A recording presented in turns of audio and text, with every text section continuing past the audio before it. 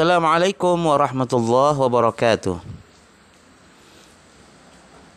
Alhamdulillahi rabbil alamin, wassalatu wassalamu ala asrafil mursalin wa ala alihi wa sahbihi ajma'in, amma ba'du. Puji syukur kita panjatkan kehadirat Allah Subhanahu wa taala, kemudian salawat dan salam kepada junjungan alam Nabi besar Muhammad sallallahu alaihi wasallam. Apa kabar anak-anakku semua kelas 6 min 1 Kota Dumai? Ya, kalian tentu baik-baik saja bukan? Dan insya Allah mudah-mudahan dalam keadaan sehat walafiat. Baik anak-anak sekalian, kita pada pertemuan kali ini pada pelajaran atau bidang studi akidah akhlak, kita akan memasuki bab yang ketiga, yaitu qadha dan qadarku. Sebelum Ustadz melanjutkan, ada baiknya Ustadz akan menyampaikan kompetensi dasar untuk apa kita mempelajari materi qadha dan qadarku. Yang pertama, kompetensi dasarnya adalah menerima adanya ketentuan Allah Subhanahu wa taala melalui qadha dan qadarnya. Kemudian yang kedua, menunjukkan sikap patuh dan tanggung jawab sebagai wujud mempelajari iman kepada qadha dan qadar Allah Subhanahu wa taala. Yang ketiga, menganalisis iman kepada qadha dan qadar Allah Subhanahu wa taala. Yang keempat, menyajikan contoh qadha dan qadar dalam kehidupan sehari-hari. Baik, anak-anakku sekalian, pernahkah kalian melayat atau melihat tetangga, saudara, atau bahkan teman, atau bahkan keluarga kita yang telah meninggal dunia, atau telah dipanggil oleh Allah, atau telah wafat? Ustadz yakin kalian tentu telah pernah menyaksikan, melihat, bahkan mungkin menyolatkan, mengantarkan ke kubur, yaitu orang-orang kaum muslimin yang telah meninggal dunia.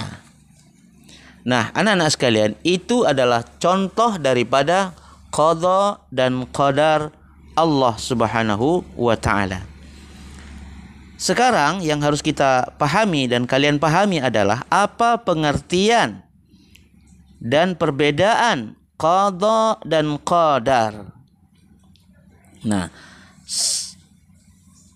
harus anak-anak dengar dulu ya keterangan Ustadz berikut ini, bahwa manusia diciptakan oleh Allah dalam keadaan yang berbeda satu sama lain. Ada laki-laki dan ada perempuan. Ada yang berambut lurus dan ada yang keriting, berkulit putih dan hitam, ada yang pintar dan ada yang tidak. Semua merupakan hak Allah Subhanahu wa taala yang sering kita sebut dengan takdir. Nah, menurut bahasa, kalian harus pahami ini, menurut bahasa, qadha memiliki beberapa arti, yaitu hukum, ketetapan, perintah, dan kehendak. Sedangkan qadar berarti kepastian, kuasa, nasib, dan ukuran. Nah, menurut istilah, qadha adalah iradah atau kehendak Allah pada azali tentang segala sesuatu yang ada di bumi ini dengan segala keadaannya. Misalnya, apakah kita kelak menjadi orang alim atau berpengetahuan, itu adalah qadha, di mana Allah Subhanahu wa taala telah tetapkan sebelum manusia dilahirkan. Itu yang disebut dengan zaman azali. Nah, sedangkan qadar adalah penciptaan sesuatu oleh Allah sesuai dengan ukuran dan keadaan tertentu yang menjadi iradah atau kehendak Allah Subhanahu wa taala. Seperti penciptaan ilmu di dalam diri kita setelah hadir di dunia sesuai dengan kehendaknya pada azali.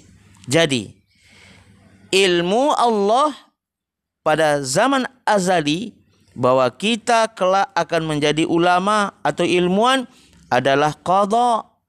Sedangkan penciptaan ilmu pada diri kita setelah diciptakan atau hadir di dunia ini adalah yang disebut dengan qadar. Jadi qadar itu adalah implementasi atau wujud dari apa yang telah ditentukan Allah sejak zaman azali atau sebelum manusia dilahirkan.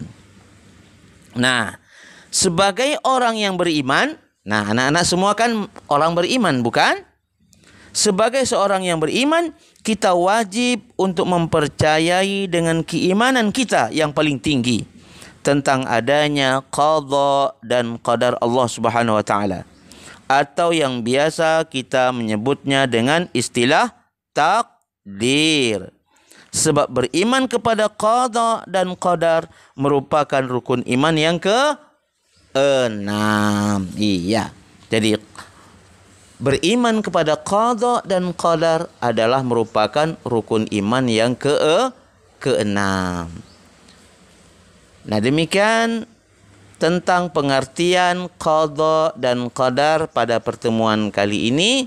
Semoga apa materi yang kalian dapatkan pada hari ini hendaknya kalian bisa pahami, kemudian bisa menganalisa apakah qada dan apakah qadar itu di dalam kehidupan sehari-hari. Demikian, mari kita tutup dengan kafaratul majlis. Subhanakallahumma wa bihamdika asyhadu an la ilaha illa anta astaghfiruka wa atubu ilaik. Assalamualaikum warahmatullahi wabarakatuh.